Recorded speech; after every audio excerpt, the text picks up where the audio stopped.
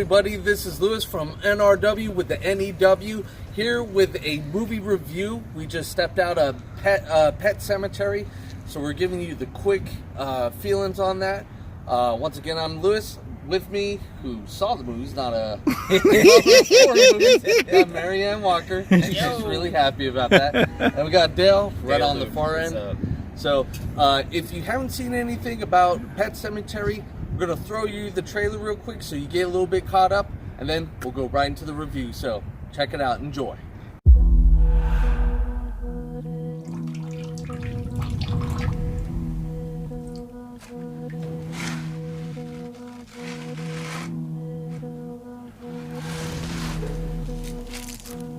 I remember my birthday party.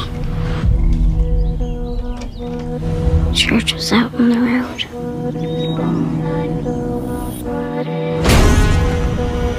And everything went black. It's okay now. Are you back? Back from where?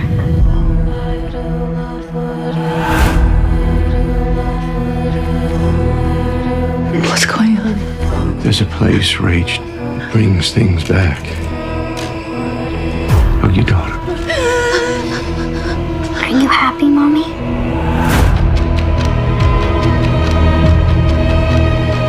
I should never have shown you that place. But you did. If you cheat death, there's a price to be paid. I needed more time with her. Sometimes dead is better.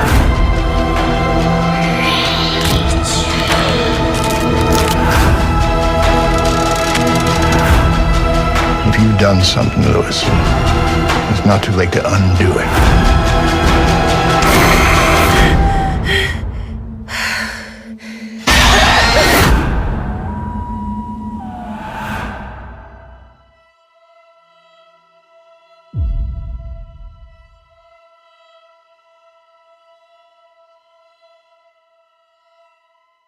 Alright, we're back. So, we literally just got out of the movie with the 2019 version of Pet Sematary.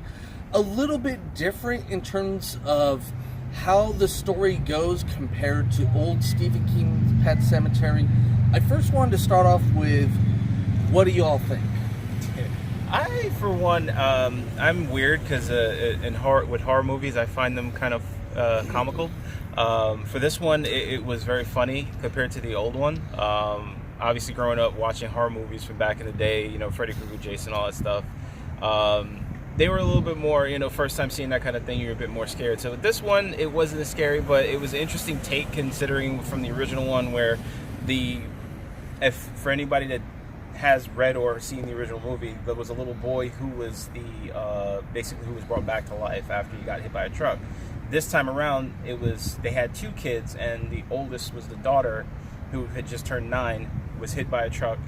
The father and the parents were feeling grief, but the father, for the most part, knew about this sacred land, and he was this sacred area where they lived, and took his daughter there and brought her back to life. So it was an interesting take, and I feel like they did that also for the fact that when they did it with the little boy originally, thinking about doing it like that today would probably still be a little bit more difficult, because trying to like get a little kid to like do certain things long term would be a bit difficult. So and also it's a bit of a change to see, like, you know, what if it was a older child, you know, and at the same time, which would be a bit more impactful. Not to say that, you know, you lose your kid, it's still sad, but being that she's been around a bit longer, there were more memories and things tied to her that hit home a bit more. So I kind of see where they were taking that. They basically changed that angle.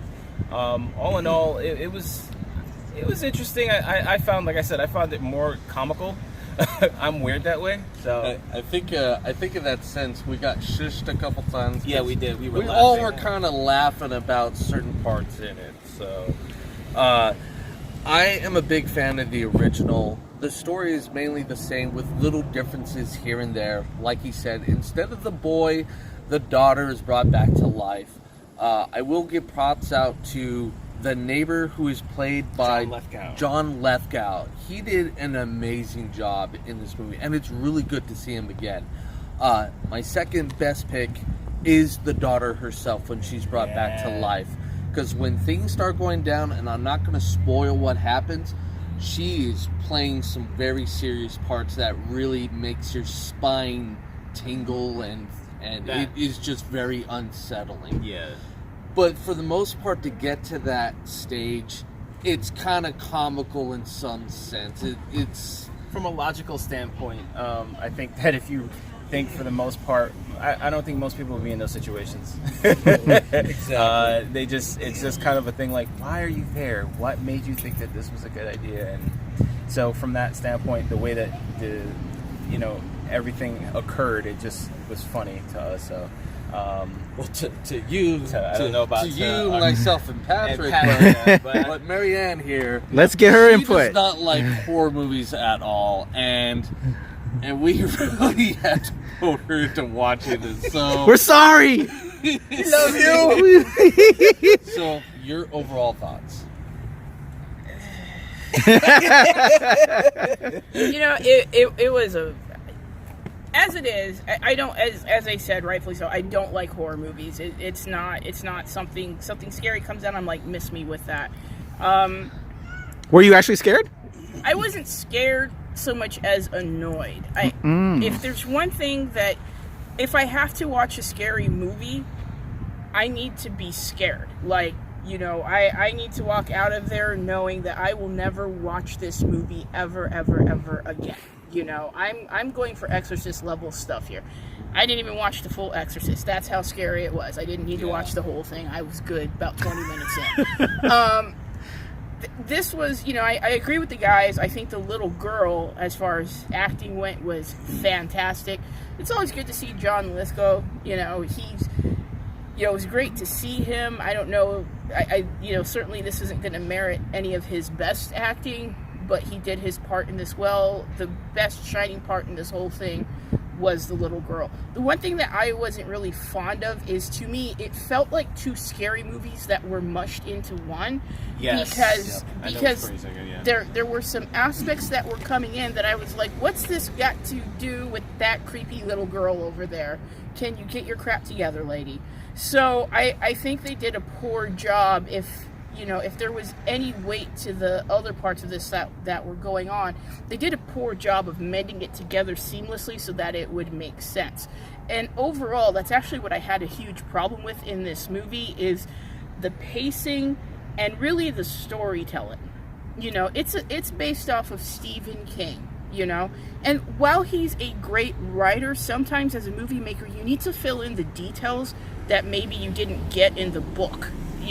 And also make sure you're making it for people who maybe didn't see the first one or didn't read the book either. For being a complete reboot, I would have to say, even as a person who's not a fan of the genre, there was just a disservice done to this movie.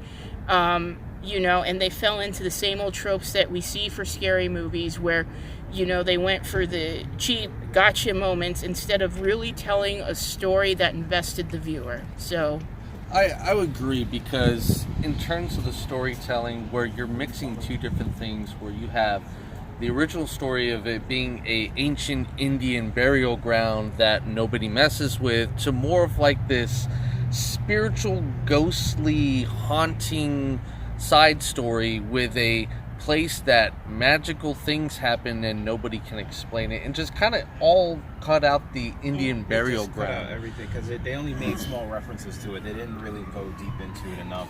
Yeah, and I think that was actually the biggest disservice. If anything, I think that was the time to really give us the tale behind it. Yeah.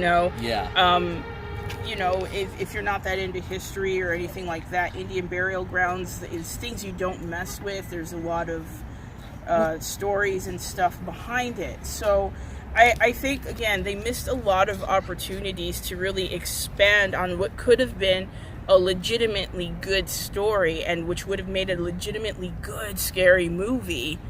but they blew it. I wonder if, in a sense, with how social justice is kind of the big norm nowadays, they're a little bit afraid to touch on Indian burial grounds, even though they had a historic map showing this and looking back into the past. They made no mention about Native Americans or anything, which was a huge part of the source in the original book, and the original movie as well. So it kind of has, you have to ask the question, why did they leave that little part out and just said it's a magical place that we just can't explain? I'm gonna go, I don't think that I don't feel that it was a fear of diversity, because really, adding in folklore or whatever literally would have only saved it more. I just think it was a short-sighted thing. I really think what's happening with a lot of these remakes that we're making is they're really banking on people's nostalgia. They're really banking on people saw this, when they were kids. Now they can bring their kids and they're going to want to watch it all together. And they treat the consumer like we're morons, like we're not actually going to want a story. When you have things coming out like The Witch, which was a stellar effing scary movie, I demand more from a movie.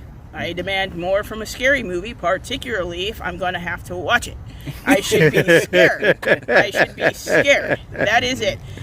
Any parts that I cringed at happens to be because I have a certain problem with certain body parts being stabbed. So it wasn't so much the scary so much as I would like to not see that aspect of you getting stabbed. So, again, it was short-sighted, and it just wasn't worth the money we spent to see it. Yeah, I think at the end of the day, from that perspective, it's more along the lines of a cash grab kind of thing. Like, yeah, it felt a bit rushed. It didn't feel like, as Marion and Lewis said, that it didn't have that polish that, we were expecting. Even if they were they flipped it a bit. If they had spent a bit more time on the storytelling and obviously bringing it into the 21st century, it probably would have been a lot better. But again, for the most part, like I said, the little girl, it was a huge difference. That was, I think, the highlight of the movie for the most part. Yeah, so I think probably right now is the best time to give it the thumbs up, thumbs down. You know what we do. Thumbs up if we all like the movie, you should go see it. Thumbs down if you should stay away. This in the middle, maybe see it on Redbox. So on the count of 3, 1, 2, 3. Wasn't even worth raising my arm. So we got to the side, to the middle. I say, I didn't like it just for the fact it's very humorous. There's too many times I laughed and I could make fun of it. And a remake of Pet Sematary should have stayed buried because sometimes dead is better. Yes!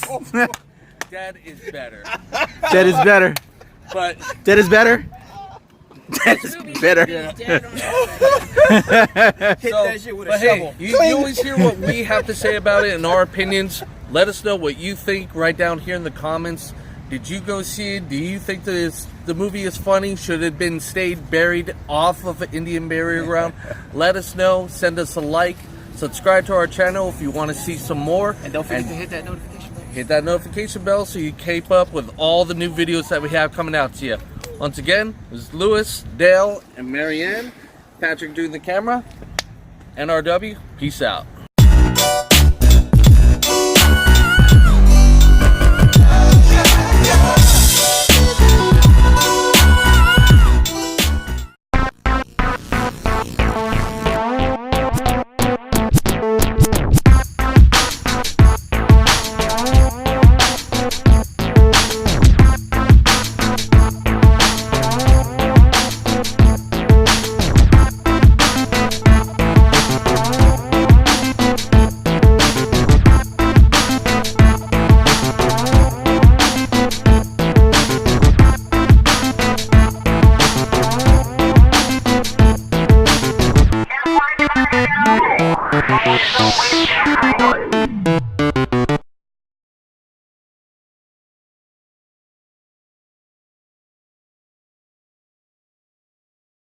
What's up, everybody? This is Lewis from NAW. Da da da da da.